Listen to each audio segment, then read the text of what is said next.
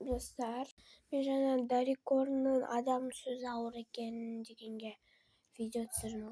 Потом сюда ойлап жатқан шығарсың, қолына не бар деп. Короче, мен манар деген бауырсақ пісіріп жаттым. Потом бауырсақты салайын деп оттым ғой, негізі нормально саламын да бауырсақты. И потом салып жатам. И потом осы қолыма ана қалай майдың тамшылары шашырайды ғой қолыма.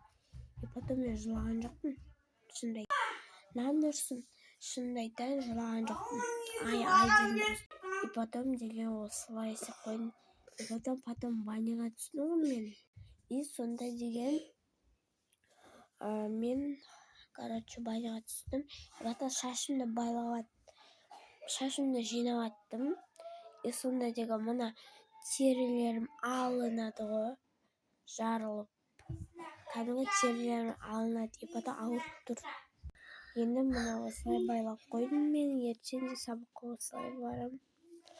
Ауырай бір қыстан жаман ауырады. Давайте осыны түсіндіріп кетейін.